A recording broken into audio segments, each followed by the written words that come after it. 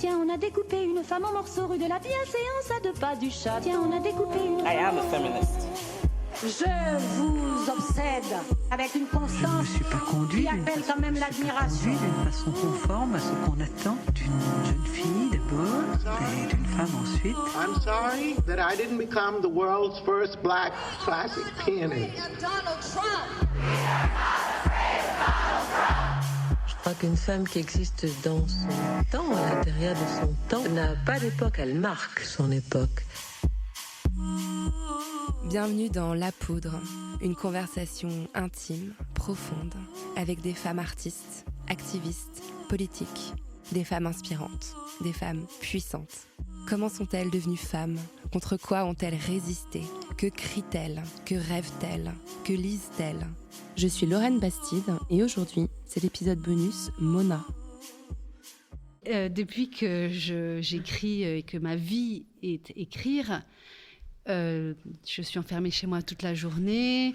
Quand on me propose de sortir le soir, à peu près 4 fois sur 5, je trouve une excuse parce que j'ai envie d'être derrière mon ordinateur. Écrire, c'est lutter, écrivait Violette Leduc en 1964. Quand on est une femme, il y a toujours quelque chose de subversif dans l'acte d'écrire. C'est vouloir être lu, être entendu. C'est se faire une place dans un lieu où les femmes n'étaient pas les bienvenues il n'y a pas si longtemps. C'est se mettre dans la lignée de George Sand, de Colette, de Maya Angelou. C'est un geste de courage et de sens. J'ai voulu recevoir dans La Poudre 3 femmes qui écrivent, pour parler avec elles de l'acte d'écriture quand on est une femme. On a organisé cette discussion chez Mona, un lieu éphémère rue de Turenne, où La Poudre a eu, pendant 3 mois, sa bibliothèque féministe. Autour de la table, ce soir-là, il y avait Anne Berest, une romancière que j'adore et que je suis depuis ses débuts. Elle vient de coécrire avec sa sœur, Claire Berest, une biographie incroyable de leur arrière-grand-mère, Gabrielle Picabia. Il y avait aussi Laura Nsafou, également connue en tant que Mrs. Roots, du nom de son blog afroféministe. Elle vient de sortir un roman magnifique, à main nue, et un livre destiné aux enfants, comme 1 million de papillons noirs. Enfin, il y avait Marianne Tiganimine, qui a publié il y a quelques mois un pamphlet intitulé « Différente comme tout le monde », dans lequel elle revient sur une 20aine d'années de racisme enduré en tant qu'écolière, étudiante ou professionnelle. Leur parcours, leur style, leurs livres diffèrent en tout. Mais pour toutes les 3, écrire était un besoin. Ce soir-là, il y avait 20 poudreuses avec nous. Elles ont toutes adoré cette conversation qui s'est poursuivie une fois les micros éteints. Je suis heureuse de pouvoir partager avec vous toutes et vous tous cet échange. Avec Anne Berest, Laura Nsafou et Marianne Tiganimine, nous avons parlé de Toni Morrison, de Marguerite Duras et de Virginia Woolf. Bonsoir à toutes et à toutes. Merci beaucoup d'être là pour la 2e table ronde de La Poudre chez Mona, devant notre belle bibliothèque féministe. Alors la dernière fois, on était réunis pour parler de nos rapports au livre en tant que lectrices, de ces ouvrages qu'on ouvre un jour et qui changent nos vies à jamais. Ce soir, c'est pour parler d'une autre histoire de femmes et de livres que nous sommes ici. Je suis entourée de 3 femmes qui ont une audace en commun. Elles écrivent. Elles écrivent pour être publiées et pour être lues, donc un peu entendues. Merci Anne Berest, Laura Nsafou et Marianne Tiganimine d'être présentes à mes côtés ce soir. Et merci à vous toutes, poudreuses, d'être là. Je propose qu'on commence par nous applaudir toutes bien fort parce qu'on s'aime. Voilà.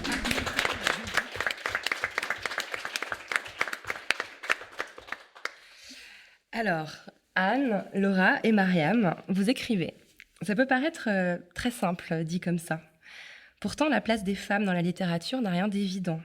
Le récent palmarès des prix littéraires vient de nous le rappeler cruellement. Goncourt, Renaudot, Femina, Médicis, 4 hommes ont été récompensés cet automne. Oui, mais Leila Slimani, mais Elsa Triolet, Marguerite Yourcenar. Je vous arrête tout de suite, on est très loin du compte. Sur 638 récompenses littéraires décernées depuis la création du Goncourt en 1903, 119 ont récompensé des femmes. C'est peu. Longtemps, le privilège d'écrire n'était accordé qu'aux grandes aristocrates. On sait depuis Virginia Woolf qu'une femme doit avoir de l'argent et une chambre à soi si elle souhaite pouvoir écrire des histoires. Aujourd'hui encore, 90 ans après qu'elle a écrit ces lignes, les femmes sont plus précaires, plus accablées par la charge mentale que leurs congénères masculins. Et puis une femme, quand elle ose parler, prend le risque de voir sa parole contestée, déformée, moquée, voire même tout simplement effacée. Mariam Tiganemine, votre livre qui vient de sortir, qui est votre premier ouvrage, s'intitule « Différente comme tout le monde » aux éditions Le Passeur. C'est le bilan de près de 20 ans de préjugés classistes et racistes qui sont exercés à votre rencontre dans le milieu scolaire, universitaire ou professionnel. Vous avez écrit contre qui ou contre quoi, Mariam ? Bonsoir à toutes. Je ne sais pas si j'ai écrit contre. C'est vrai qu'il y a quelques années, si on m'avait proposé d'écrire ce livre, j'aurais peut-être écrit contre. Mais j'ai peut-être aujourd'hui écrit pour. C'est Petite Mariam, ou n'importe quel prénom, qui, en fait, comme moi, à un moment donné, se sont retrouvés à gérer des différences. Donc, ils se sont imposés à elles. Donc, une origine ethnique, une origine sociale, une religion, une culture. Et donc des différences qui, pour elle, en fait, pouvaient constituer des richesses, mais qui, finalement, en fait, qui m'ont toujours été renvoyées à la figure comme des tares, comme des problèmes. Et donc voilà, l'idée, c'était de dire que on était tous différents. Là, j'invente rien, tout le monde le sait. Mais que dans certaines configurations, face à certaines personnes, c'est compliqué. Et c'est vrai que quand c'est je sais pas, mon boulanger ou un passant dans la rue, ça peut passer. Quand une certaine violence s'exerce contre vous, vous savez plus ou moins vous défendre. Mais quand ça vient d'un enseignant, quand ça vient d'un journaliste, d'un homme politique, d'un intellectuel, là c'est plus compliqué parce que c'est des personnes qui ont un impact concret en fait sur votre vie. Et ça peut à la fois être, je sais pas moi, dans votre orientation scolaire ou l'accès à un emploi ou autre. Qui représentent les institutions publiques souvent. C'est souvent l'État, l'éducation nationale. C'est des institutions qui ont un rôle... Des institutions, des corporations. Après, bien entendu, le but, c'est pas de stigmatiser en fait tout un corps de métier ou des institutions.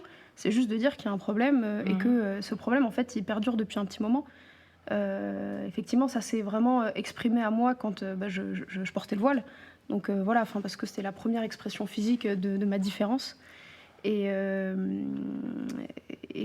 c'est grave, parce que quand vous êtes adolescente, puis jeune adulte, jeune femme, vous vous construisez petit à petit, et puis en fait on vous définit uniquement à travers ce voile. On fait de vous un voile sur pattes, une main de Fatma sur pattes parfois. Et heureusement en fait que j'avais des soutiens et que j'avais aussi un caractère de cochon en fait pour surpasser tout ça. Après, je suis pas une victime, hein. Je tiens à le préciser. Il y a pire dans le monde, etc. Mais c'est quand même en fait des traumatismes auxquels j'ai eu affaire et aussi en fait plein de barrières qui ont été mises sur mon chemin. Moi, quand je parle de contre-écrire, je parle aussi peut-être d'écrire une alternative, un autre discours que celui qu'on entend. Dans l'introduction, vous dites j'écris en réaction à toujours les mêmes discours, les mêmes personnes sur les mêmes sujets qui ne les concernent pas. Et vous parlez par exemple des femmes musulmanes portant un foulard.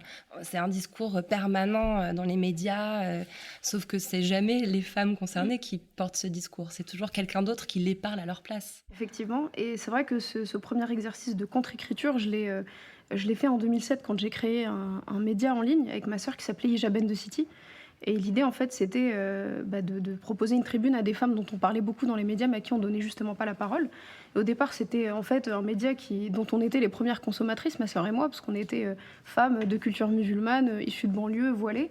Et puis en fait, finalement, on s'est retrouvés avec plus de 350 000 visiteurs uniques par mois. Donc on s'est dit, ça va, on n'est pas folle en fait. C'est qu'il y a vraiment en fait, des personnes qui sont concernées. Et puis en fait, finalement, on a surtout exprimé le fait qu'on était des femmes occidentales, avec une culture certes, mais qu'on était des occidentales. Et ça s'est même vu en fait dans notre lectorat, parce qu'on a eu beaucoup de femmes qui n'étaient pas du tout de culture musulmane, qui n'étaient pas forcément issues du même milieu social, etc.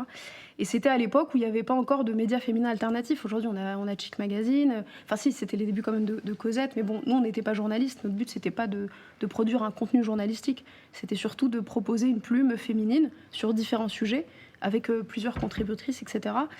Et au départ, même si c'était un projet personnel, c'est devenu une petite start-up, une entreprise, une aventure entrepreneuriale. Et donc voilà, c'était ma manière à moi en fait de reprendre le micro. Enfin, en tout cas, c'est même pas de le reprendre, c'est de le prendre tout court. On me l'a jamais tendu. Et de dire, voilà, la vision qu'on a en fait de la femme d'origine maghrébine ou autre, c'est donc soit t'es une beurette, soit t'es un porte-étendard de l'islam, donc soumise ou en fait consciente et donc un peu virulente. Et en fait, non, je suis ni l'un ni l'autre, quoi. Et à la limite, je suis quelque chose. Moi-même, en fait, je sais même pas comment véritablement me définir. Aujourd'hui, à 30 ans, c'est encore une question que je me pose. Donc je vois pas pourquoi un journaliste, un prof, un passant en fait se permettrait de parler à votre place. Et surtout les hommes, quoi. C'était encore plus virulent quand ça venait d'hommes. Il y a des moments de sexisme assez anthologiques dans votre livre. Alors je me tourne vers vous, Laura. Vous venez pour votre part de sortir 2 livres simultanément, ou presque, un roman à main nue aux éditions Synapse, qui raconte l'histoire d'une jeune femme afropéenne, c'est un terme qui est important pour vous, qui renvoie aussi à une tradition littéraire, qui souffre d'un mal étrange, je ne vais pas trop spoiler, et un ouvrage de jeunesse, comme 1 million de papillons noirs, aux éditions Billy Bock, écrit, dites-vous, pour dire aux petites filles noires « Je vous vois, vous êtes belle ». Alors je précise que vous êtes connue également sous le nom de Mrs. Roots, du nom de votre blog Afroféministe que vous tenez depuis 2014, je crois. Contre quoi ou contre qui écrivez-vous, Laura ? Contre quoi ? Je pense que je sais pas si c'est encore une fois contre, mais je pense que c'est contre une littérature qui ne me voit pas, contre une littérature qui a déjà écrit une histoire pour des femmes comme moi, c'est-à-dire soit dans un arrière-plan de ségrégation raciale aux États-Unis, soit en Afrique de l'Ouest, avec une histoire déjà écrite, mais qui n'est pas la mienne finalement. Mais aussi contre des personnes qui pensent savoir en fait ce que c'est d'être une femme noire en France ou même en Occident, et qui s'en servent soit pour en faire l'objet de leur fantasme, en faire l'objet de leur projection de ce que ça peut être, alors que non, en fait, on est là. On est là, je suis là, ma sœur est là, etc. Donc voilà, je pense que je pense que être témoin en fait de cette invisibilité qu'on nous force, enfin qu'on nous impose, c'est ce qui a motivé mon écriture à la base, mais très jeune, très très jeune. Et souvent, je prends l'exemple des bandes dessinées que j'adorais lire comme Tom Tom et Nana, où voilà, je me voyais pas. Il y avait peut-être un petit garçon noir en fond de temps en temps. Mais voilà, je pense que c'est dans cette dynamique-là qu'on écrit. En tout cas, que ma littérature à moi s'est construite. Vous avez un rapport à la littérature qui est très, très, très, très important. Votre blog, à la base, c'était un blog de critique littéraire. Vous avez aussi une chaîne YouTube où vous chroniquez des livres. Et le slogan de votre blog, c'est « Écrire pour qu'il ne soit plus possible de dire, encore une fois, je ne savais pas ». Vous écrivez un peu contre l'ignorance aussi. Un peu. Alors, rendons à César ce qui est à César. Cette citation est de André Brink dans Une saison blanche et sèche. Mais oui, en fait, quand j'ai créé mon blog, c'était aussi avec ce désir de choisir en fait comment me définir. Et ce qu'on m'avait répété durant mes études littéraires, c'est que les livres ne servaient à rien. Que les livres, littéraires, c'est bien gentil, mais vous êtes dans vos rêves, etc. Mais on ne fait rien avec des livres, en fait, politiquement, économiquement, socialement, etc. Mais qui vous disait un truc pareil ? Des scientifiques. Non, mais donc du coup, il y avait un petit peu... c'est vraiment parti de là, en fait, comment je peux exprimer le fait que mon père est congolais, ma mère est martiniquaise, je suis née dans le Loiret. Comme moi. Ah ouais, d'accord. Je suis née dans le Loiret et je connais mes origines, j'en suis proche, comme je suis proche de là où je suis née ou de ce que j'ai connu. Et j'ai pas à choisir, en fait. J'ai pas à choisir la manière de m'identifier. J'ai pas à faire face à un discours qui me dit que je ne suis pas assez française, qui en fait un débat sur la scène politique. Donc, quand j'ai créé ce blog, en tout cas, il y avait vraiment cette décision de rompre avec déjà soit un discours public qui parlait déjà pour moi et pour mes parents et pour mes grands-parents et pour l'histoire en fait de ma communauté, et aussi de dire voilà ce dont on ne parle pas en France. On ne parle pas du fait que quand on cherche alors là maintenant, on va dire qu'il y a quand même un mouvement nappy qui s'est popularisé en France, mais quand on voit un shampoing qui décrit les cheveux crépus comme sauvages, problématiques, teigneux, etc., et c'est censé vous pousser à l'acheter, bon, voilà, ça c'est ma réalité, voilà, voilà. D'ailleurs, on va le préciser pour que tout le monde situe bien. Donc, votre livre, Comme un million de papillons noirs, c'est l'histoire d'une petite fille qui est moquée à cause de la texture de ses cheveux, quelque chose qui a l'air d'être un vécu, et qui apprend à les aimer, notamment grâce aux mots de sa maman ou des personnes qui l'entourent, et à les soigner. J'ai lu quelque part que vous aviez apporté un grand soin aussi à l'illustration pour que les cheveux soient représentés d'une façon qui ne soit pas caricaturale. Oui, c'était un vrai... c'était assez intéressant en fait, parce que déjà, la base de l'histoire, mon éditrice m'avait quand même donné carte blanche, c'est-à-dire que on avait toutes les deux apprécié la citation « Comme un million de papillons noirs » de Toni Morrison, qui était la plus belle comparaison possible, je trouve, pour décrire les cheveux afro.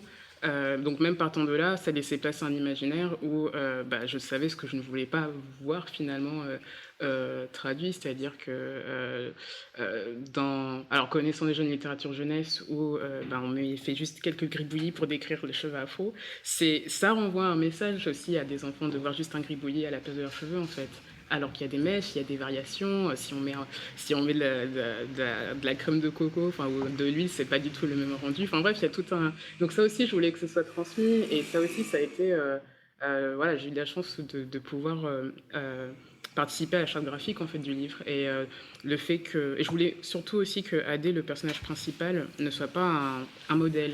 Je voulais pas éclipser d'autres petites filles noires parce qu'elles n'ont pas la même carnation que Adé, parce qu'elles n'ont pas la même texture, parce que leurs cheveux ne sont pas aussi longs ou plus bouclés, etc. Je voulais vraiment qu'il y ait une palette en fait de personnes comme il peut y en avoir dans ma famille, mon entourage en fait. Et même au niveau de sa famille, on voit les 3 tantes d'Adé qui sont totalement différentes d'origine différente. Qui ont des styles aussi des styles très différents. Dans vestimentaire. Voilà, donc tout ça, je voulais vraiment que ça apparaisse dans Rappelons le nom de l'illustratrice, ça s'appelle Barbara Brun. Barbara Brun, c'est vraiment un très beau livre.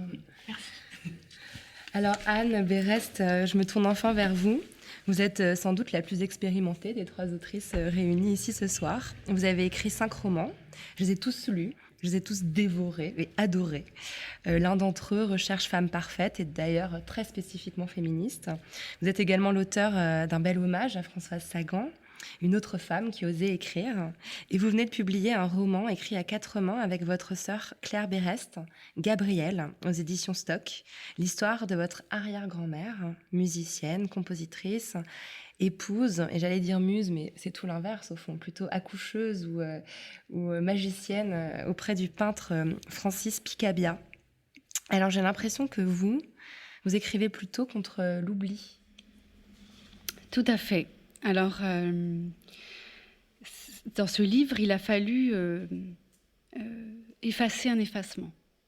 C'est-à-dire que nous parlons d'une femme qui a joué un rôle très très important dans l'histoire de l'art, mais qu'on ne retrouve pas dans les livres d'histoire de l'art. Alors pour plusieurs raisons. D'abord parce qu'elle-même n'a pas voulu se mettre en scène. Alors est-ce qu'elle ne voulait pas se mettre en scène parce qu'à l'époque, les femmes ne devaient pas tenir le devant de la scène? Première hypothèse. Alors on est au début du XXe siècle. On est au début du XXe siècle. Est-ce qu'elle ne se mettait pas en scène par goût de l'ombre, qui existe aussi? Ça, c'est une première chose. Et ensuite, l'effacement, parce que, en effet, l'histoire de l'art au XXe siècle a été écrite par les hommes, des historiens hommes, et qu'ils ont eu une petite tendance à oublier le rôle des femmes, ou alors à le cantonner dans l'histoire de l'art à des femmes muses, des femmes objets. Mais en revanche, on découvre que beaucoup de femmes peintres, de femmes créateurs ont été oubliées. Et puis des femmes comme Gabrielle, qui étaient au fond des intellectuels et qui accompagnaient les artistes du point de vue de la pensée, donc ont disparu des livres d'histoire. Et nous, avec ma sœur, voilà, on a travaillé à effacer son effacement. C'était une femme extraordinaire. C'était une des toutes premières élèves, par exemple, d'une école de musique en tant que compositrice, à l'époque où on n'arrivait même pas à imaginer qu'une femme puisse être pianiste, alors compositrice, c'était carrément complètement farfelu. Ça n'existait pas, et les écoles, comme le conservatoire, n'ouvraient pas leurs classes de composition aux femmes. Et elle a eu la chance qu'il y ait cette école d'avant-garde qui se crée, et c'était une nouvelle école qui avait besoin d'argent. Et comme elle avait besoin d'argent, elle ne pouvait pas refuser l'apport financier que représentaient les élèves femmes. Et donc le directeur a accepté Gabrielle, qui a été la première femme à entrer en classe de composition à la Scola. Et dans le livre, il y a une photo d'elle où elle a 17 ans, elle est au milieu de beaucoup de moustaches autour d'elle. Et elle regarde l'appareil avec fierté et détermination. Elle a eu un rôle essentiel dans l'histoire de l'art, mais vous avez dû aller chercher... Enfin, elle est morte à 104 ans. Oui. Elle a vraiment une très, très longue vie, parce qu'il y a Picabia, mais il y a Kandinsky, il y a plein d'autres figures qui traversent son existence.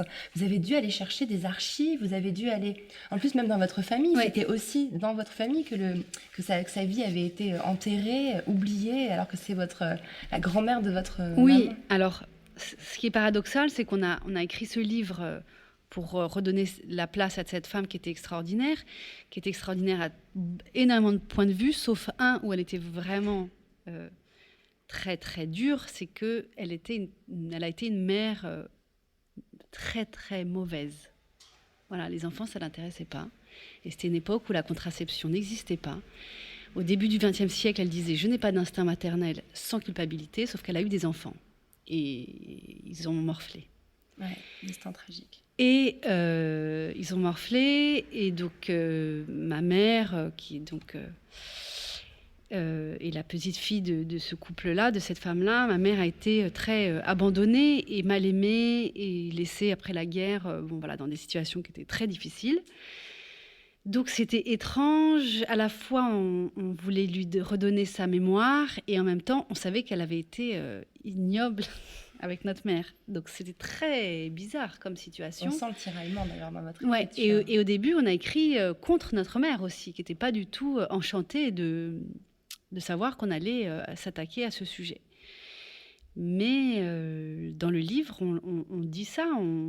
C'est pas l'éloge de Gabrielle, c'est un portrait de Gabrielle avec tout ce qu'elle peut avoir de sombre et de clair. Et voilà, on donne une anecdote où à un moment donné, pour essayer une paire de sécateurs, et elle prend sa fille et elle lui coupe ses nattes pour voir si le sécateur marche bien. Voilà.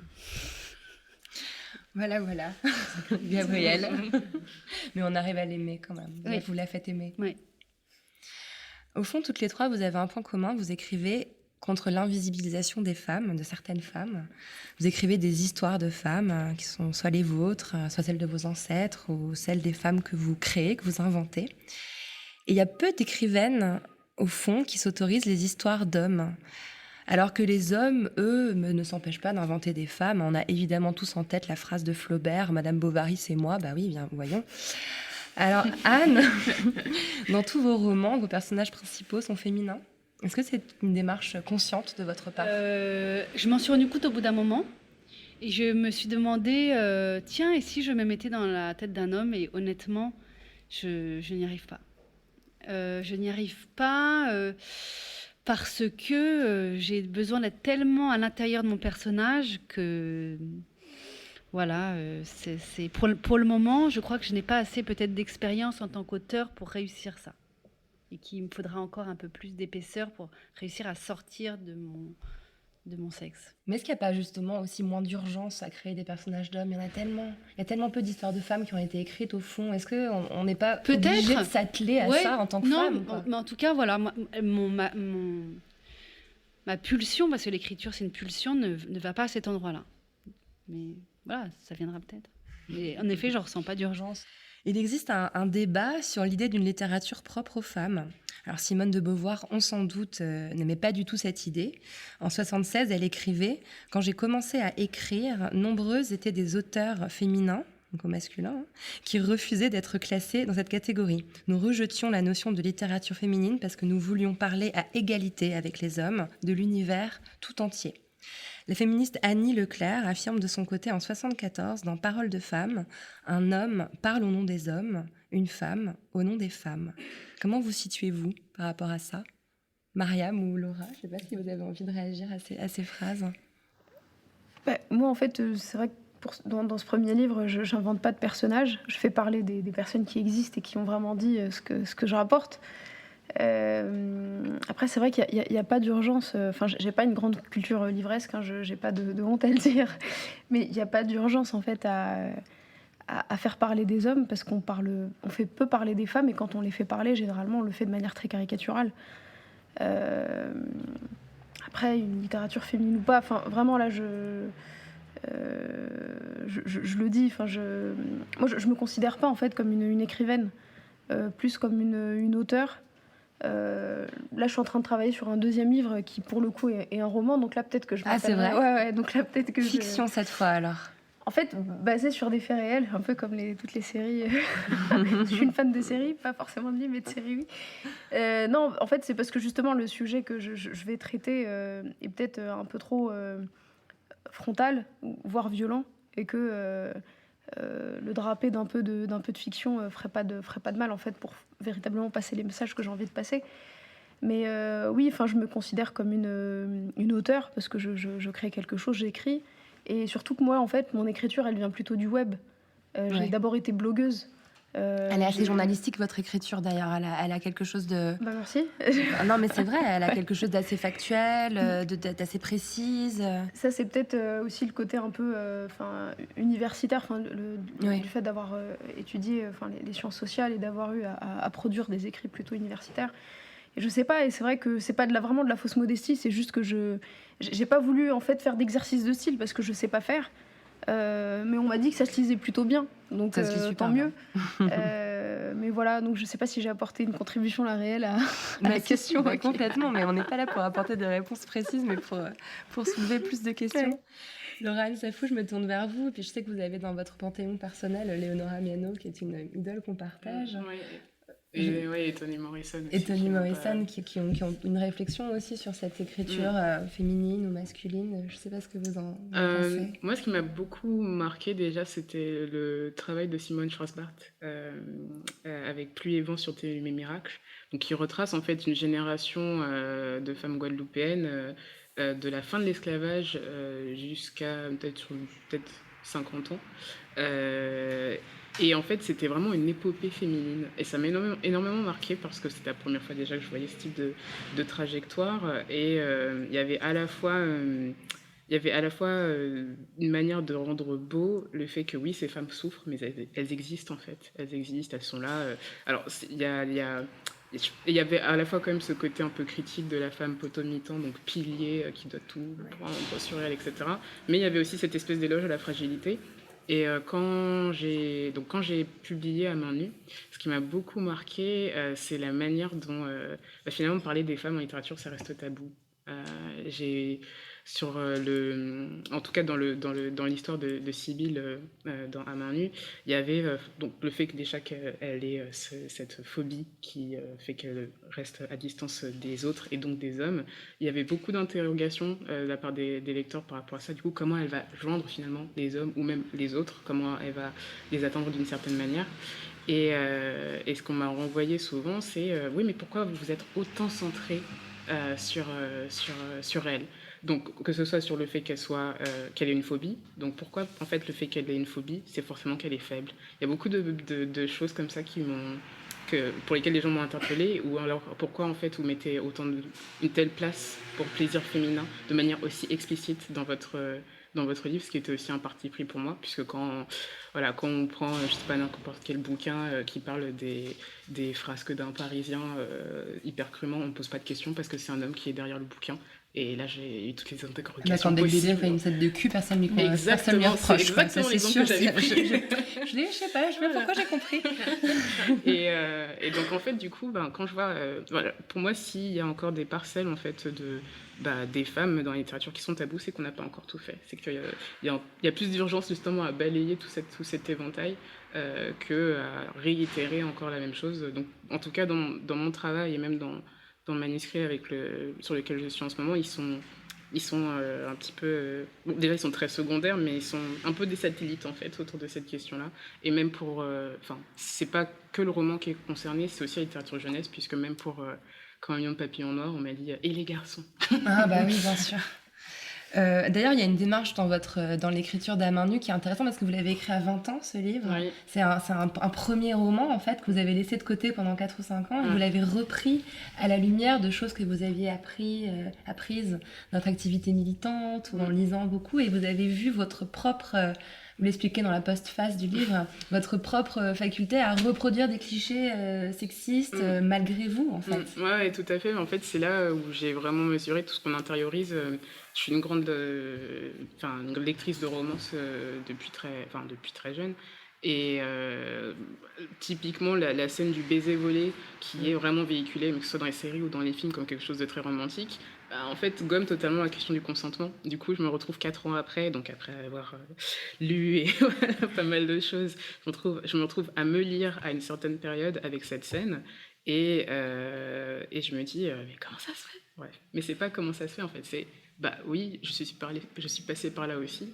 Et la question qui s'est posée pour moi, c'était justement, en fait, qu'est-ce que je fais en tant qu'auteur? Est-ce que il y a le livre, il y a le personnage tel qu'il est, est-ce que j'excuse l'homme pour ce baiser volé qu'il a donné, justement, et quel, en fait, message je véhicule, et en fait, où est ma part de responsabilité dans ce qui est véhiculé?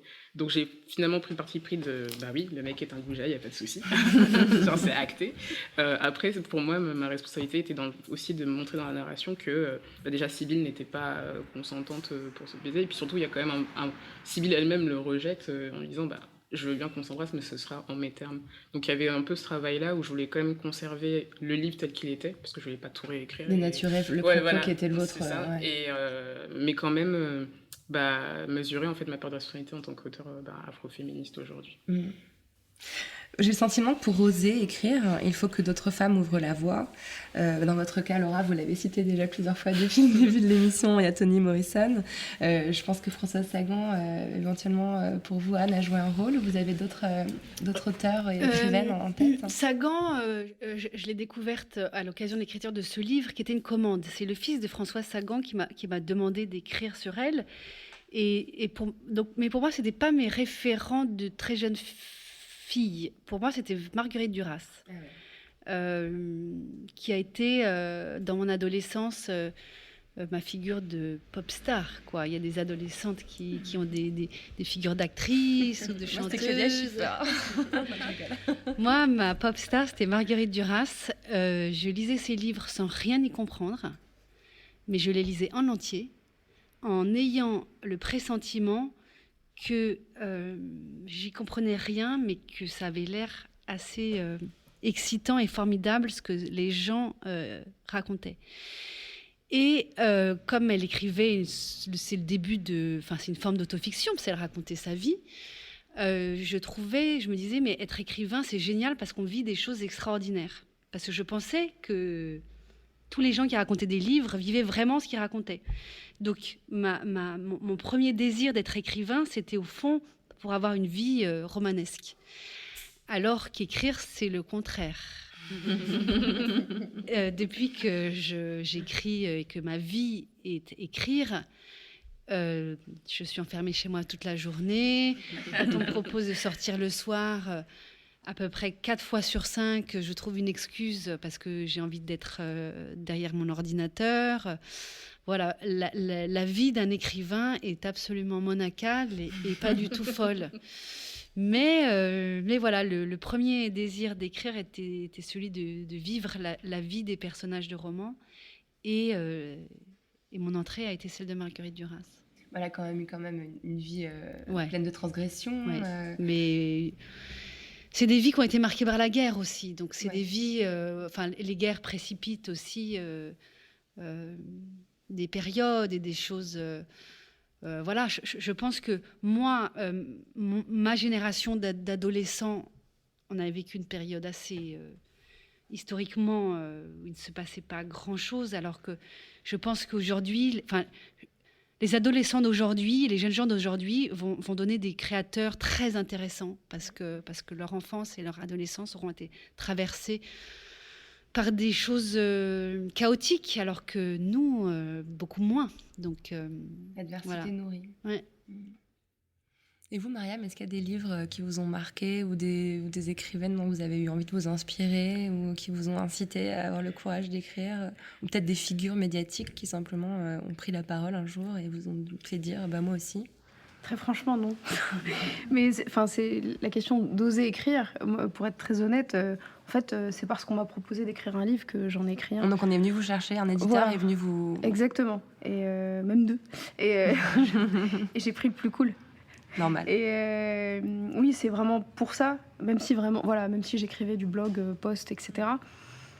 Et en fait, ce que viennent de dire mes camarades, en fait, ça rejoint vraiment leurs conditions de femmes. Et en fait, je ne sais pas si je suis très claire, mais arrêtez-moi si ce n'est pas le cas.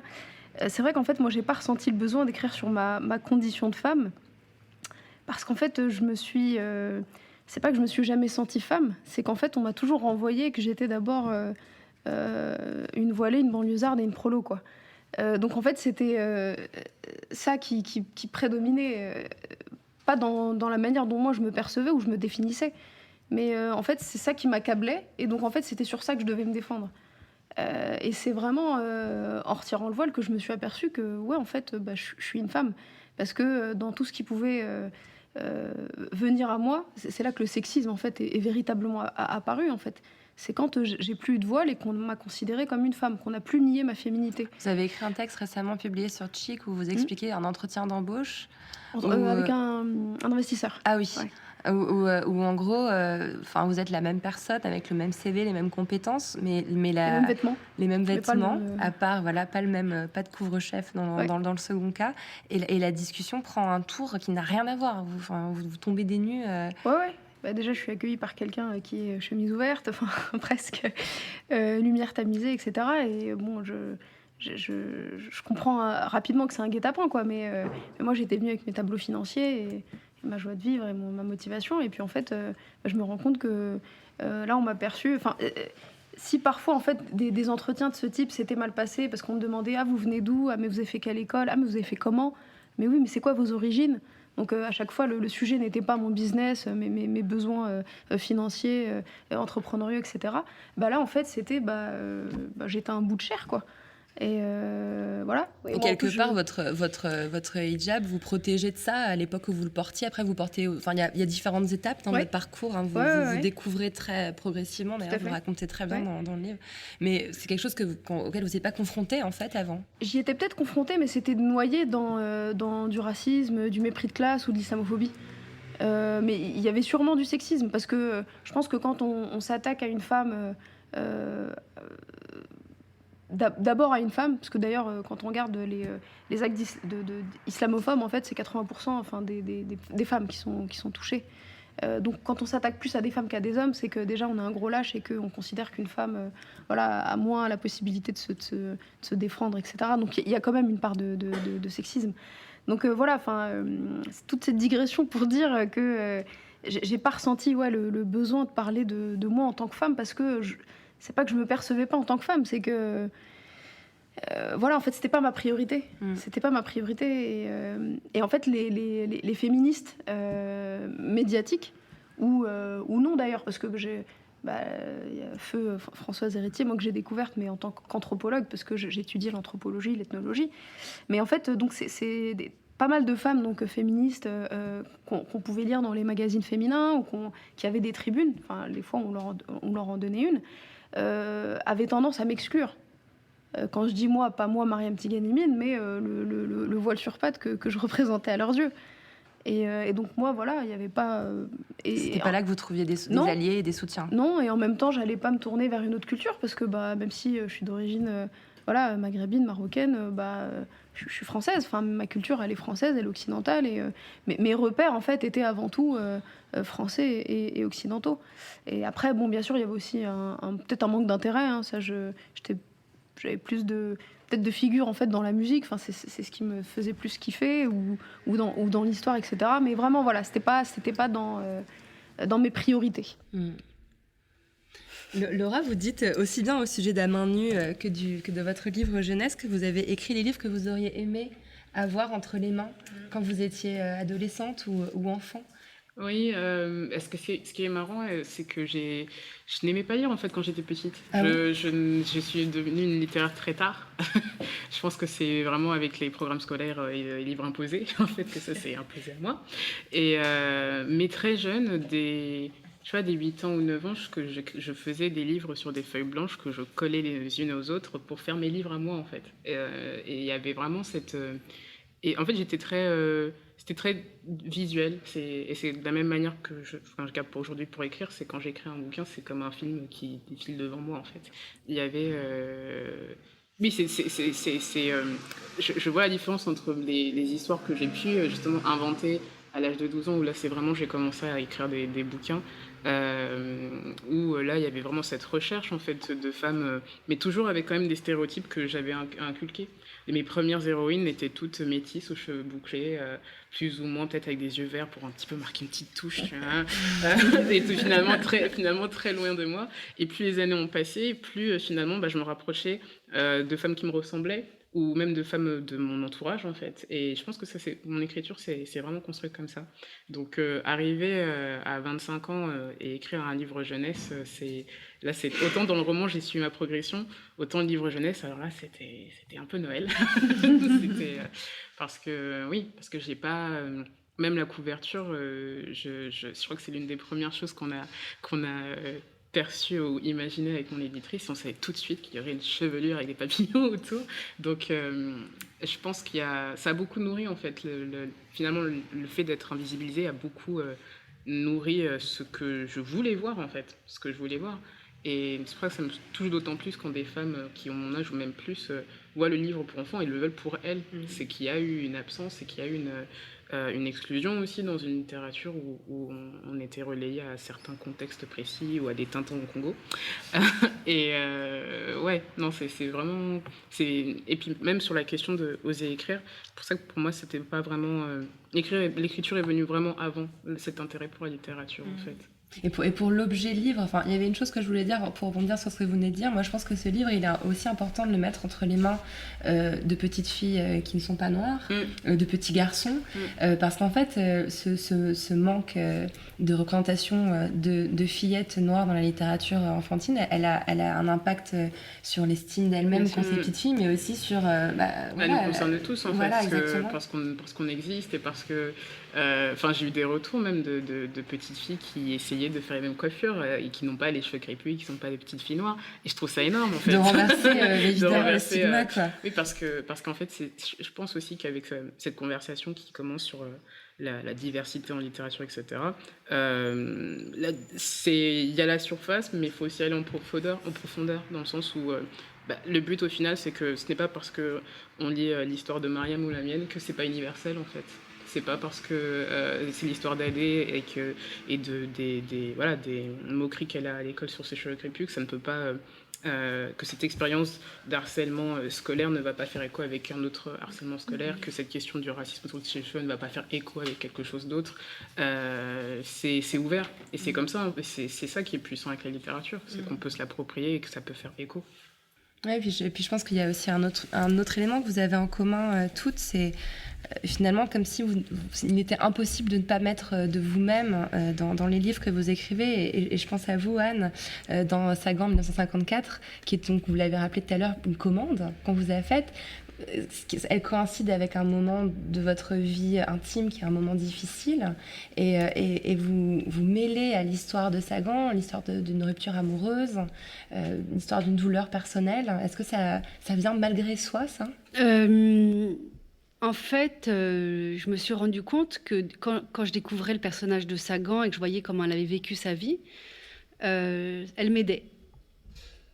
Et qu'entre elle et moi, il y avait un dialogue qui se créait où, au fond, elle me donnait des solutions pour survivre et pour traverser ce que j'étais en train de traverser. Et comme la commande qui m'était donnée était montrer la modernité de Sagan aux jeunes femmes d'aujourd'hui qui peut-être ne la connaissent pas, je me suis dit peut-être que de raconter ça aussi, de dire comment moi, aujourd'hui, certaines de ces phrases ou de ces positions dans la vie me portent. Je me suis dit, voilà, c'est au fond à cet endroit-là qu'elle est moderne.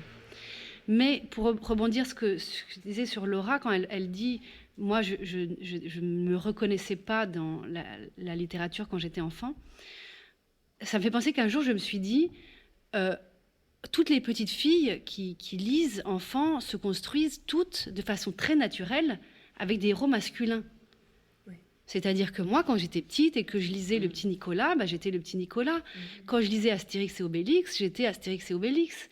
Et donc, je me suis construite avec une identification et des valeurs masculines absolument naturelles, sans me demander est-ce que c'est normal d'avoir des valeurs de courage, d'honneur. C'est quelque chose que j'ai mangé. Faisons un scénario inverse. Imaginons tous les petits garçons de toute une génération s'identifier à, je sais pas, Candy. Candy, c'est ce que j'allais dire. Non, mais... Il y a une relecture féministe de Candy en ce moment. Candy c'est quand même badass. C'est quand même assez fou. C'est quand même assez fou. Oui. Et nous, je crois aussi que ça fait de nous des êtres complexes parce que nous avons dû aller chercher chez le sexe opposé des valeurs que l'on a mangées de façon très naturelle, ce que n'ont pas fait les petits garçons. Et pour moi, dans cet endroit de culture de jeunesse, elle est très très importante pour essayer de comprendre cette parfois incompréhension entre les hommes et les femmes, parce que nous, on a dû faire cet effort-là de sortir de nous-mêmes, ce que eux n'ont pas fait. On est obligés à faire ça. C'est très intéressant ce que tu dis. Je m'interrogeais aussi sur vos façons d'écrire. Moi, ça m'impressionne en fait toujours l'acte de pouvoir publier quelque chose qui fait 400 pages, 300 pages, d'aller au bout de cette action qui est quand même une action qui s'entreprend sur le long terme. Et aujourd'hui, dans nos sociétés, sans vouloir être caricatural, on a du mal à envisager une action qui s'entreprend sur plusieurs mois, voire plusieurs années. Et je me tourne vers vous, Mariam. Je m'interrogeais sur ces épisodes vécus, ces souvenirs que vous égrenez. Certains remontent à l'école primaire ou au lycée, d'autres au moment où vous avez lancé votre média en ligne, et vous y retranscrivez des échanges, des détails. Et je me suis demandé si vous faisiez partie de ces gens qui avaient toujours un calepin, qui preniez des notes au fil de l'existence. Il s'avère déjà que j'ai beaucoup de défauts, mais j'ai une grande qualité, c'est que j'ai une excellente mémoire. D'ailleurs, mes amis et ma famille en ont marre parce que depuis toute petite, quand on me faisait une promesse, j'étais capable de la réciter au mot près, de dire non, c'était à telle heure, telle... Et vraiment, visuelle, auditive, je peux voir une vignette sur Internet et reconnaître la personne dans la rue. Enfin, on croit vraiment que je suis folle ou un agent secret. Mais en tout cas, voilà, j'ai cette capacité-là. Et à me souvenir de beaucoup de choses. Et puis, en fait, je suis une grande bavarde, vous avez dû le remarquer. Et c'est vrai que moi, dès qu'il m'arrivait quelque chose, je le racontais à mon entourage. Donc mon entourage aussi en fait connaissait ces anecdotes, était là pour me les rappeler en fait quand ça pouvait bloquer. Et j'ai aussi effectivement écrit à un moment donné. C'était en fait après la terminale. Donc c'était l'année de l'adoption en 2004-2005, l'année d'adoption de la loi contre les signes religieux à l'école. Et en fait moi j'ai vraiment vécu le lycée c'était assez violent. Parce que, on voulait me virer du lycée, mais on pouvait pas, parce que je portais pas le voile, je portais un bandana. On vous isole dans cette pièce, c'est très, très violent comme passage. Et que, un bandana H&M ou Gap, c'est pas un signe religieux, quoi. Mais bon, c'est un substitut de signe religieux. Enfin bref, hyper absurde.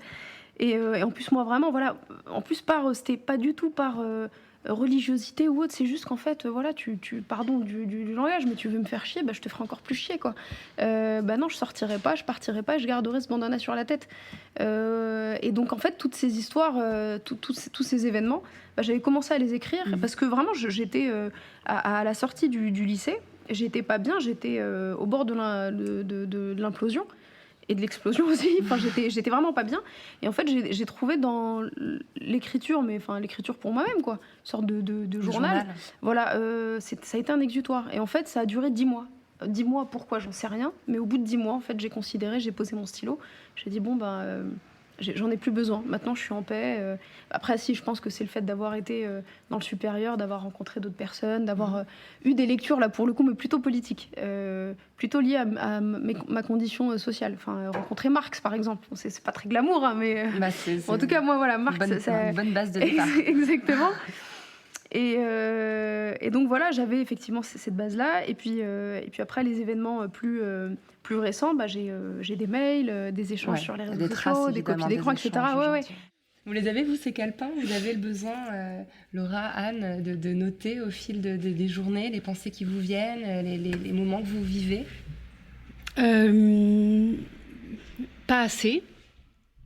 En revanche, pour donner peut-être du courage aux jeunes femmes qui veulent écrire, c'est que dans mon cas, l'écriture a été une pratique. C'est-à-dire qu'au départ, quand j'ai écrit mon premier roman, quand j'écrivais une page dans la journée, mais j'avais l'impression d'avoir fait un truc fou. La fille de son père, un magnifique ouvrage. Et c'était un arrachement d'avoir écrit une page. 8-10 ans plus tard, je peux écrire 10 pages dans une journée sans... Je ne dis pas que ça sera 10 bonnes pages, hein, mais 10 pages de façon fluide. Donc, c'est comme un sport, ou c'est comme... il y a quelque chose du corps, de l'esprit qui se met en route, et il faut pas... Voilà, il faut se dire que c'est un long chemin, mais qu'au fur et à mesure, on le pratique de façon de moins en moins douloureuse. Vous connaissez là-dedans, Laura? Moi, c'est plutôt l'inverse, en fait. C'est-à-dire que j'ai commencé avec une multitude de carnets à écrire non-stop. Mais très vite, en fait, ma main était en retard par rapport à ce qui se passait. Du coup, j'ai dû me mettre justement au clavier. Et comme je le disais, quand j'écris... Je vois la scène se passer. Donc les personnages sont en train de parler pendant que je suis dans le bus, quoi. Donc il y a un dialogue fatidique qui est en train de se faire. Enfin, la scène est dans ma tête et il me faut. Et donc finalement, j'ai plus de mal à le contrôler qu'avant. Ça se traduit par des brouillons d'SMS immenses, ou des notes sur mon portable qui ont la taille d'un document Word de 10 pages. Je n'arrive pas en fait même des brouillons de mails en fait au boulot, quoi. Je ne peux pas canaliser en fait ça. Mais je pense que c'est aussi intense parce que je mets beaucoup de temps en fait avant de trouver une histoire et de l'écrire. Entre À main nue et le roman que j'ai écrit en ce moment, il y a quand même 5 ans qui sont passés. Et à chaque fois, mes romans viennent de la même manière, c'est juste une scène. Et mes romans se construisent en point de fuite. Donc ça part de cette scène et puis tout se déroule en fait. L'histoire arrive presque toute faite à vous, c'est ça? Et en fait, voilà, je me retrouve... Donc j'ai pas du mal justement d'arriver à ces 400 pages, c'est un petit peu c'est plus genre, oh mince. Bon, je crois que c'est encore un roman. Alors je vous ai trouvé un autre point commun à vous trois, j'espère que vous m'en voudrez pas trop. Vous justifiez toutes les trois votre démarche d'écriture. Mariam, dans l'introduction de votre livre, vous écrivez « Je ne suis pas écrivaine et j'avoue n'avoir jamais aspiré à le devenir, seulement on a considéré que mon histoire valait la peine, méritait d'être écrite, publiée et partagée. » Anne, avec votre sœur, dans l'introduction de Gabriel, vous écrivez « Nous ne sommes pas historiennes et ne prétendons pas l'être. Nous espérons que les spécialistes de l'art comprendront que malgré la méticulosité de notre travail de recherche, notre subjectivité d'écrivain est entrée en jeu dans l'interprétation des sentiments de notre arrière-grand-mère. » Enfin, Laura, dans votre postface, vous précisez « J'ai essayé de réécrire cette histoire en privilégiant l'ADN des personnages, l'essence de ce pourquoi on la raconte, car ce n'est pas un essai avec des notes de bas de page, ni un manifeste, mais l'histoire d'un être. » C'est quand même hallucinant. Vous avez tout le besoin d'expliquer ce que votre livre est et ce qu'il n'est pas. J'ai pas l'impression que les écrivains hommes ressentent ce besoin-là. Est-ce que vous avez envie de réagir à ça ? Ah non, mais je suis entièrement d'accord avec toi. C'est-à-dire que avec ma sœur, nous nous sommes dit, on arrive dans le monde de l'art, de l'histoire de l'art, avec une thèse qui est de dire, cette femme-là a joué un rôle révolutionnaire dans l'histoire de l'art et personne n'en a parlé.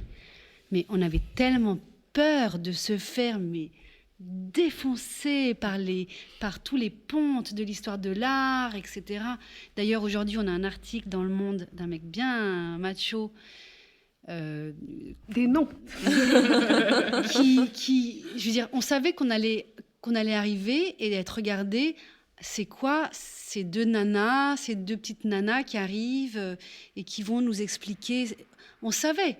Et donc, on a été obligés de travailler 10 fois plus. Oui, évidemment. Et on a eu une grande discussion avec notre éditeur parce que notre livre a des notes. Parce qu'on a eu besoin de dire, il faut qu'on puisse justifier tout ce qu'on dit. Mais vraiment tout ce qu'on dit, c'est-à-dire qu'il y a 400 notes dans le livre. On aurait pu dire simplement en introduction que tout ce qu'on disait était tiré d'ouvrages sources. Mais on savait que ça n'aurait été pas suffisant. Donc on a fait toutes ces notes. Notre éditeur nous a dit, si vous gardez les notes, vous allez être mise en essai et vous ne pourrez pas concourir dans les prix littéraires de romans. Donc lui voulait que l'on enlève les notes pour qu'on puisse aspirer à être sur la liste du Renaudot. Et on lui a dit non. Tant pis pour les prix. Mais si on enlève nos notes, mais ces messieurs vont s'en donner à cœur joie pour expliquer que tout ce qu'on raconte est faux, superficiel et peu sourcé. On a été obligé de travailler vraiment 3 fois plus que si ça avait été, je sais pas, un jeune thésard en histoire de l'art qui avait écrit ce livre. Certainement. Certainement. J'ai eu un peu la même... je sais pas si c'était une justification. En tout cas, c'était pas pour me défendre par rapport à une quelconque légitimité ou quoi, mais c'était plus déjà par rapport à la phobie en fait de Sibylle. Donc l'aptophobie étant la peur de toucher et d'être touché par les autres. Quand on regarde sur Internet, il y a juste la définition et plus rien. Pas d'article, pas de cette espèce de phobie obscure qui est souvent présentée comme un symptôme de l'agoraphobie. C'est quelque chose quand même, voilà, ça appartient à la psychologie. Enfin, même s'il y a très peu de sources, je suis pas médecin, je suis pas psychologue, donc il y avait déjà, et je voulais vraiment que ce soit vraiment, enfin, j'avais conscience déjà que je ne vivais pas déjà cette phobie, donc déjà c'était quand même un parti pris de partir sur ça, et j'ai quand même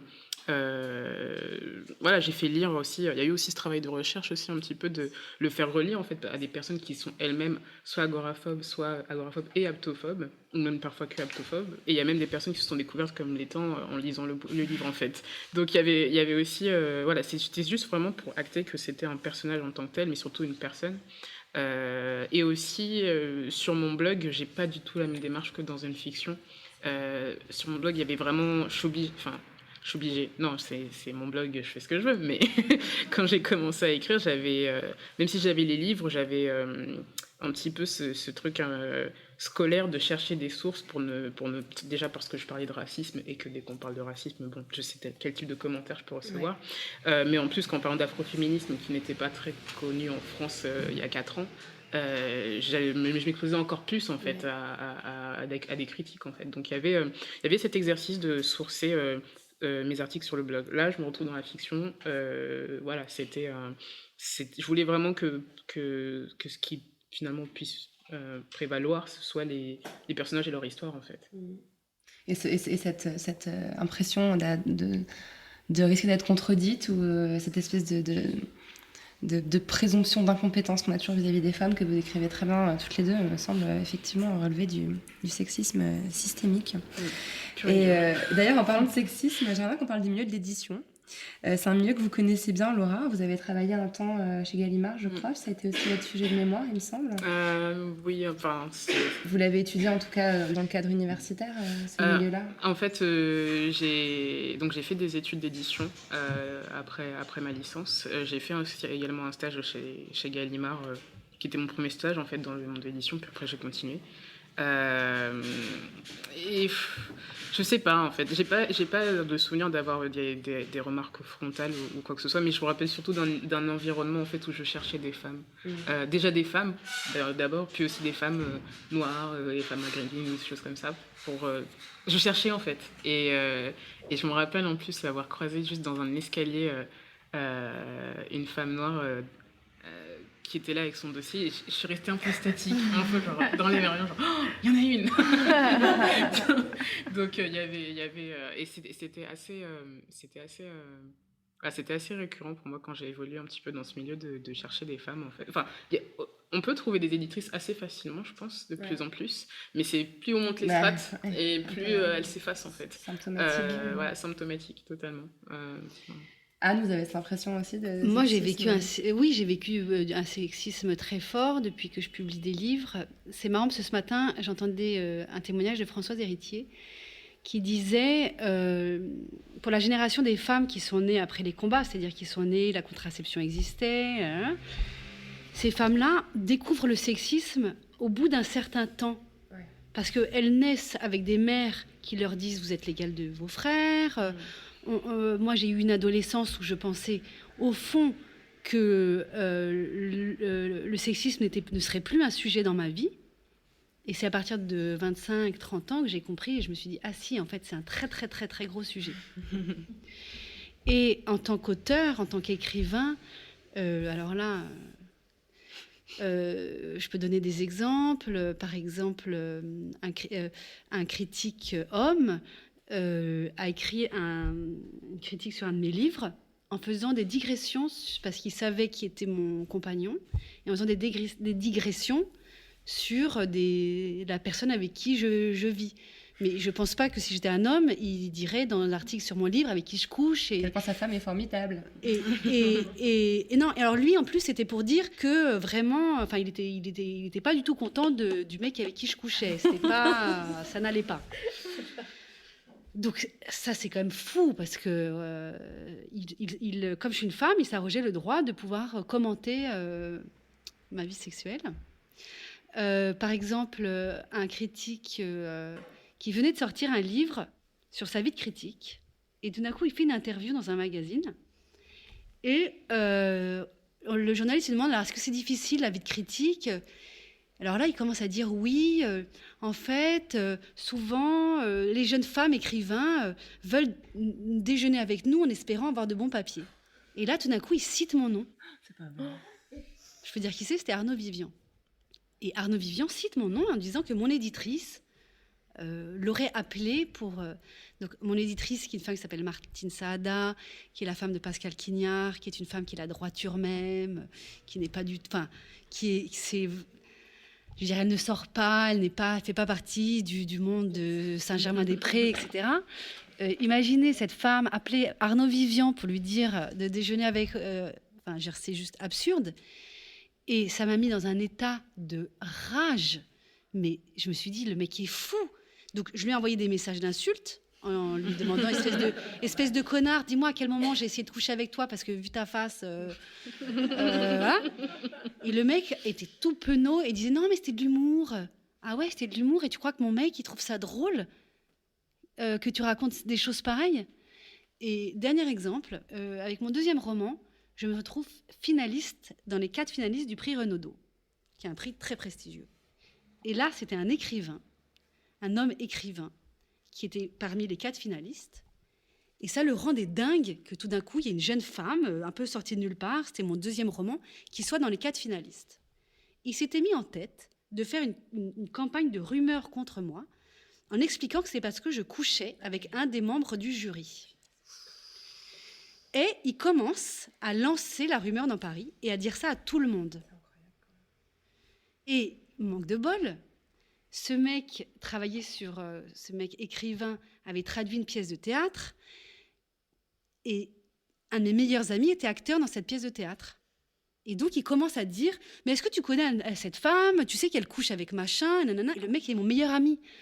Et il sait que non, je ne connais même pas ce critique, que je viens d'avoir un enfant et que franchement, et le mec, cet écrivain disait dans quel hôtel il m'avait vu avec le membre du jury. C'est une violence. Et en plus, je ne vais pas dire le nom de cet écrivain, mais c'est un mec qui est considéré comme cool. On va faire des recherches. C'est une espèce de... voilà, c'est comme cool, un peu rock, qui écrit des personnages féminins.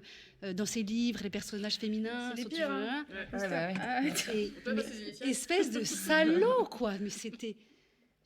Quand mon meilleur ami m'a dit, j'ai passé...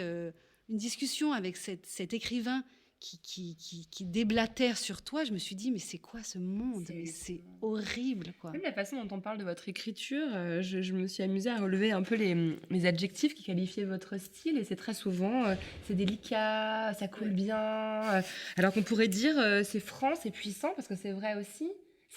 Même là, c'est stéréotypé, quoi. Alors, oui, effectivement, mais... déjà, j'essaye déjà de combattre ce genre de harcèlement moral. De harcèlement sexuel, en fait. moral. Donc, une fois que ça n'existera plus, je pourrais m'attacher aux nuances des adjectifs, mais on n'en est pas là. Ouais. Merci pour ce témoignage. Alors, quand on sort un livre, il faut faire savoir que le livre est sorti. Et Mariam, j'ai constaté que vous partagiez de larges pans de vos textes sur les réseaux sociaux, notamment sur Facebook. Et je me suis demandé si c'était une façon de rendre plus démocratique l'objet livre qui, on le sait, n'est pas forcément accessible à tout le monde. Est-ce que cette démarche elle relève de ça ? Oui, et peut-être aussi que je suis une mauvaise commerciale. Parce que c'est vrai que je vis pas de mon livre. Enfin, peut-être un jour, mais d'ailleurs, faut pas que je dise ça parce qu'il y a mon éditrice et mon éditeur qui m'écoutent, enfin qui m'écouteront. Mais oui, enfin, j'avais envie de partager, surtout que c'est des sujets particuliers. J'ai notamment partagé l'avant-propos en fait où j'explique que je suis pas un porte-parole et que je sais que mes écrits seront récupérés en fait soit par des personnes en fait, soit par des laïcards ou des fachos, soit par une certaine catégorie d'antiracistes en fait avec lesquels je suis pas du tout d'accord. Exactement, mais je sais que de toute manière, à partir du moment où mon livre est sur la place publique, j'en serai plus la propriétaire. Donc voilà, si j'ai voulu partager ça, c'est aussi, bien sûr aussi pour donner envie de découvrir en fait ce que j'écris et ce que je fais, parce que je parle pas que de voile ou d'école, je parle aussi d'entrepreneuriat. Donc ça peut être aussi j'avais peut-être dans l'idée que le livre, d'ailleurs tout à l'heure vous l'avez dit, que quand vous étiez enfant vous n'avez pas forcément beaucoup de livres entre les mains, c'était pas forcément quelque chose vers il y en lequel avait vous autour de alliez. moi, mais j'y allais pas forcément. Ça peut être un objet un peu impressionnant, ça peut être un objet déjà ça coûte souvent cher, quand ça vient de sortir ça coûte souvent 20 € un livre. Est-ce qu'il n'y a pas aussi un peu une barrière parfois dans l'objet livre? Je sais pas si vous partagez ce que j'observe. Je pense que c'est une culture. Moi c'est vrai que j'ai une sorte de socialisation un peu hybride parce que mes parents n'ont jamais été à l'école, mais j'avais des grands frères et sœurs qui eux en fait étaient à l'université quand moi j'étais en primaire. Donc voilà, j'étais dans mon HLM avec quand même des livres par rapport à mes petits voisins qui eux avaient pas forcément le même accès à la culture. Mais bon, je pense que j'étais juste une feignasse et que j'avais pas envie d'aller vers... Sauf les livres d'égyptologie, d'archéologie. J'allais juste faire un troisième cycle à Sciences Po, brillantissime, mais bon. Je sais pas comment, mais finalement. Mais oui, je pense qu'il y a aussi une barrière au livre. Je laisse mes camarades... Oui, clairement, je pense... moi, j'étais j'étais surtout entourée de livres politiques très jeune mais il faisait un petit peu partie du décor dans le sens où il y avait mes oncles et mon père qui débattaient sur la colonisation, le franc CFA ou des choses comme ça. Voilà, il faisait partie en fait de cette conversation qui se tenait en fait chez moi souvent en fait. Et même avec ma mère, avoir une double culture aussi, ça aidait souvent. Mais donc le livre en fait c'était plus en miroir des cultures en fait dont j'ai hérité. Donc je pense aussi que c'est pour ça que j'y suis arrivée assez tardivement, c'est-à-dire que c'était un objet que je connaissais mais pas forcément quelque chose qui m'intéressait, et c'est plus par l'école et par ces programmes qu'on nous mettait, où je me suis familiarisée avec ça. Après, là où la question de la barrière aussi s'est posée, c'est aussi sur le choix ou non de travailler dans l'édition pour moi. J'avais cette très très grande peur de est-ce que je peux me permettre de tenter de travailler dans l'édition, parce que déjà c'est un monde très fermé. On sait pas beaucoup de personnes ne savent pas comment on fait un livre en fait. On voit le livre en librairie, on voit les libraires, on voit les auteurs, mais ce qu'il y a derrière c'est quand même très caché. Et ensuite il y a la question de est-ce que je peux évoluer dans ce monde-là en fait.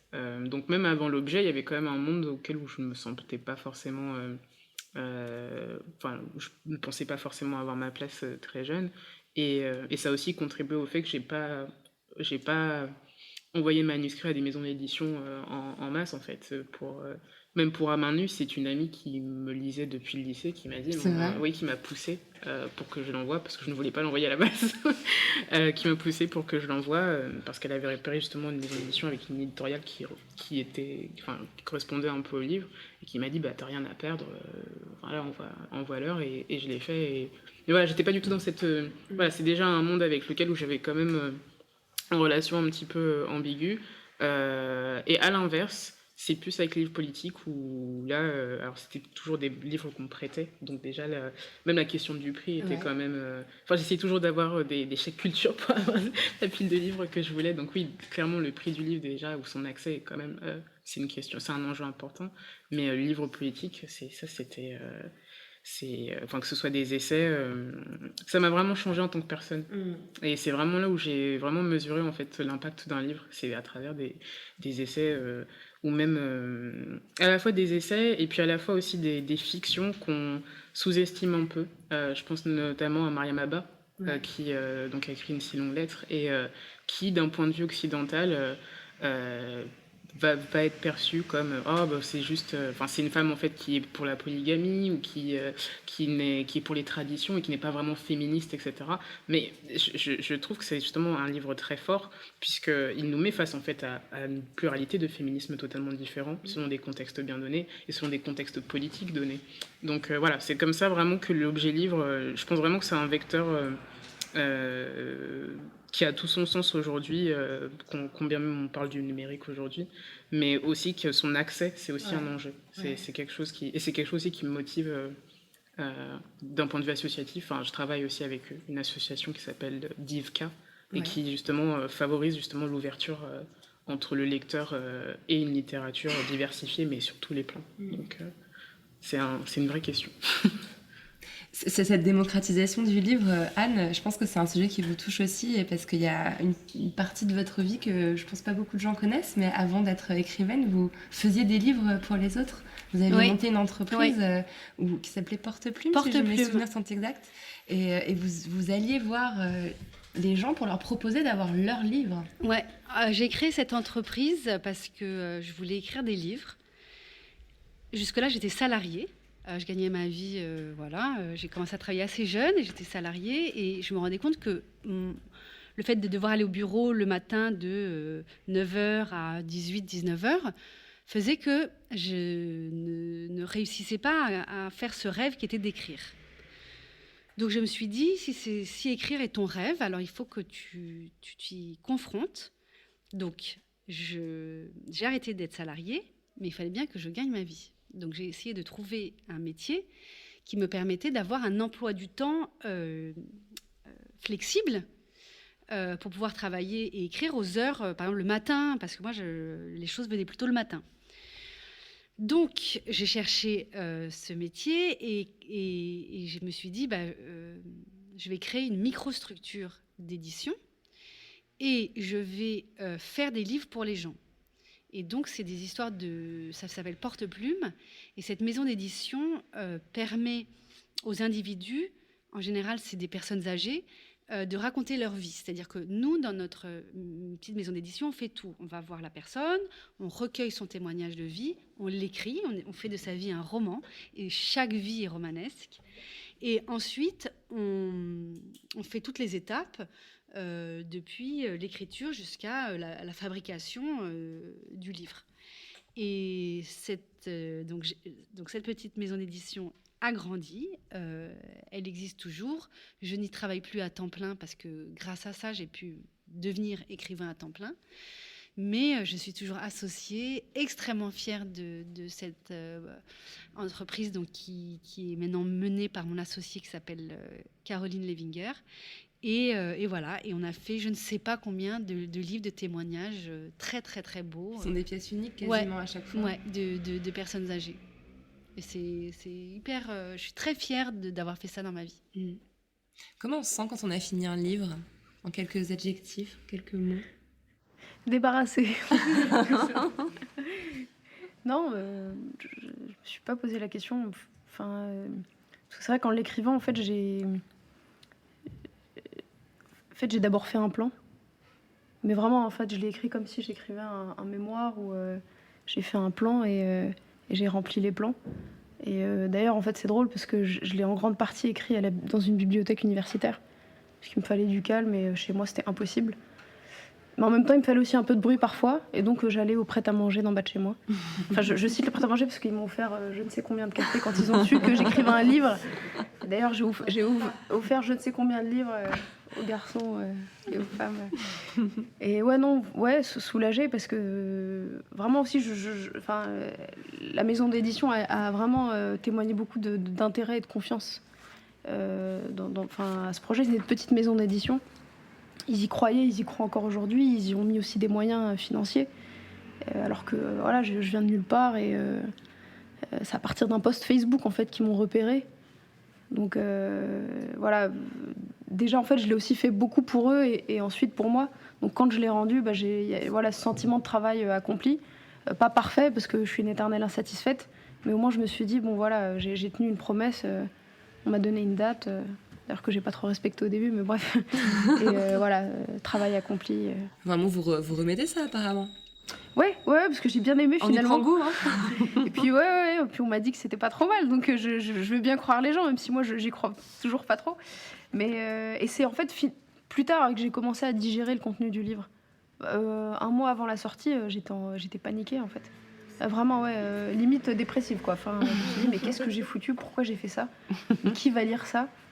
Vraiment, c'est de la merde. Jusqu'à ce que on me dise mais non, mes éditeurs les pauvres, mon fiancé, mon associé, calme-toi, voilà. Laura, Anne, comment on se sent quand on a fini un livre? Je me sens toujours extrêmement seule. Ah oui. Ouais, j'ai l'impression de quitter un entourage en fait. J'ai tellement l'habitude de. Pour moi, mes personnages sont des personnes à part entière, en fait. Donc, c'est vraiment comme si je les laissais à l'aéroport et, en fait, je rentre chez moi et je me sens extrêmement triste. Ça dure un petit magalème pendant une semaine. Un petit baby blues. Ouais, c'est ça. Et après, ce qui nous permet aussi la vie de tous les jours fait qu'on avance. Et puis aussi, il y a l'éditeur derrière qui va nous peut-être le retour avec la réécriture qui nous ramène aussi sur Terre. Mais je me sens toujours un peu seule. Anne?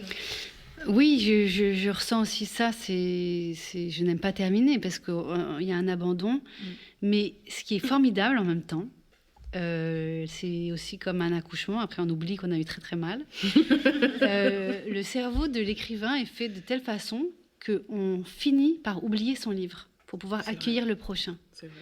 Et la tristesse qu'on a eue pendant X jours, semaines après... tout d'un coup, on se vide comme un vase qui ensuite va pouvoir être rempli, au point que moi, quand je relis, si je retombe sur des livres que j'ai écrits, je ne me souviens plus que je lis, je me dis c'est moi qui ai écrit ça. Ah, moi aussi. À tel point, je l'ai oublié. Mais je pense que voilà, c'est obligatoire, quoi. Il faut... Bon, ça me rassure un peu. Ouais. Alors j'aime bien citer Virginia Woolf dans La Poudre et j'ai trouvé une phrase... Elle dit que c'est écrire le véritable plaisir. Être lu n'est qu'un plaisir superficiel. Vous êtes d'accord avec ça, les unes et les autres?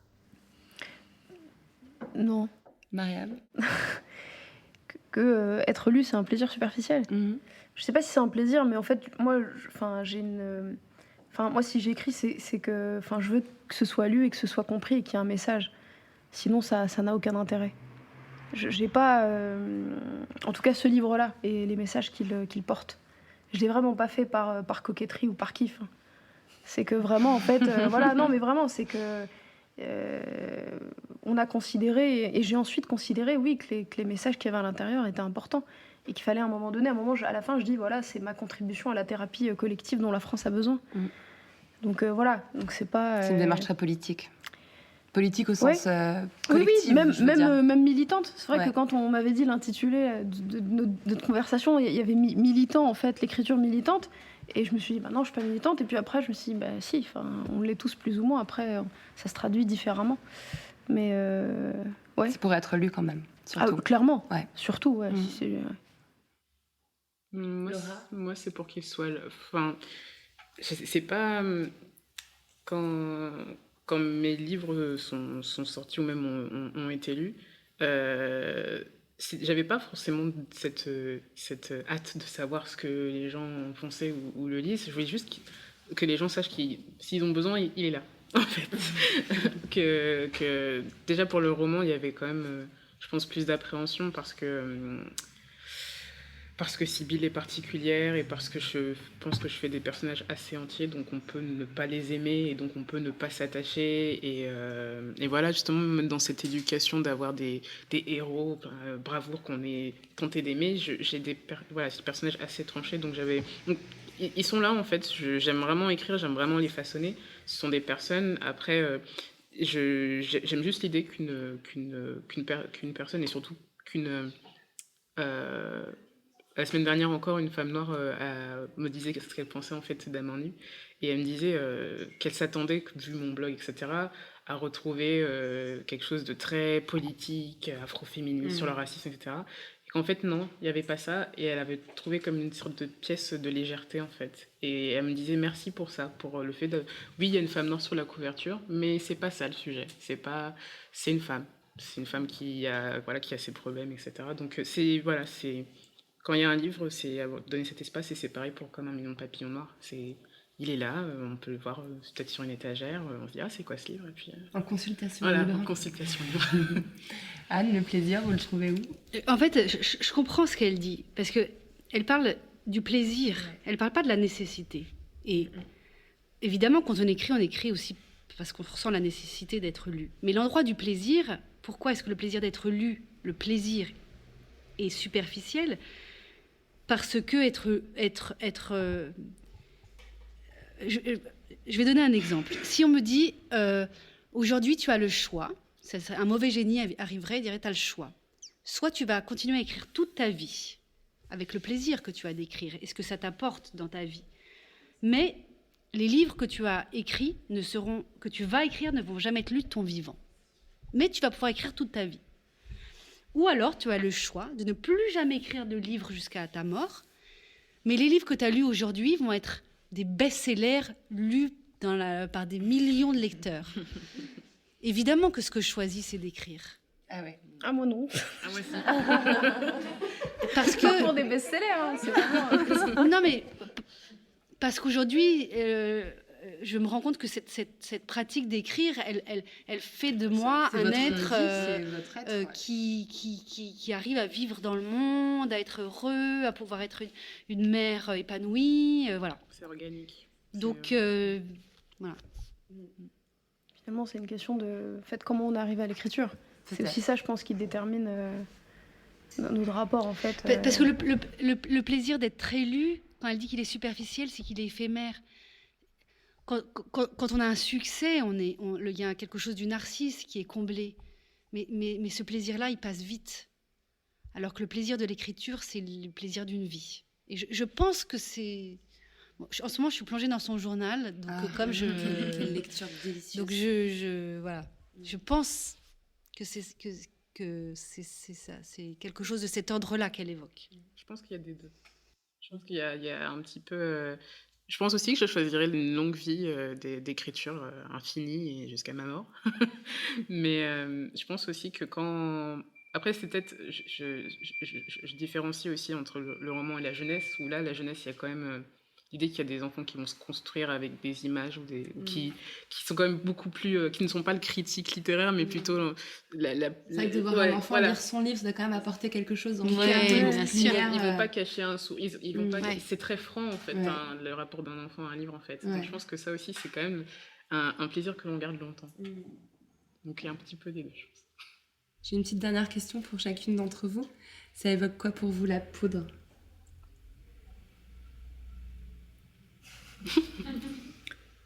Question de philo, ça.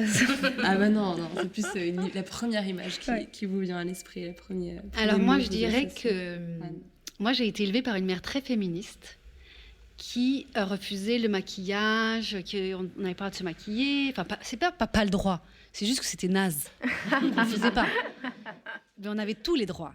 Et devant jeune adulte, j'ai commencé à me maquiller et l'odeur de la poudre, pour moi, était une odeur très particulière que j'associais à la revendication d'une féminité. C'est-à-dire que je pouvais être une féministe et me maquiller, grâce au combat de nos mères, hein, mais d'être de cette génération qui peut faire les deux.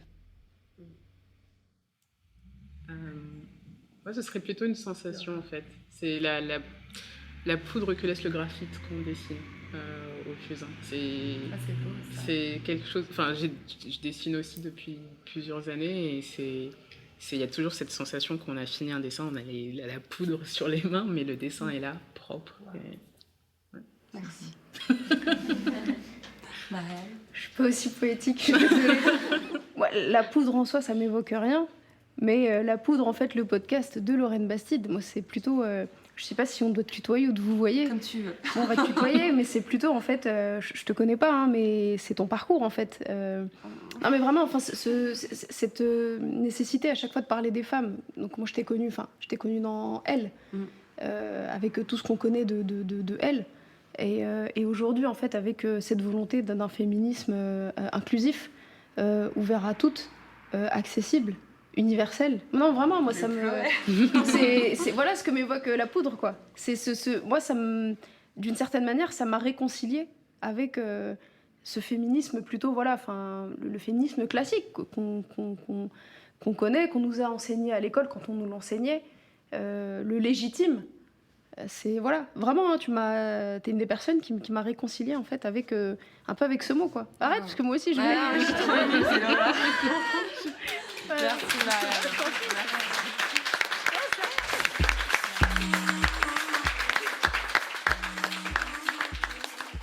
Merci à Anne Berest, Laura Nsafou et Marianne Tiganimine d'être venues faire parler la poudre avec moi.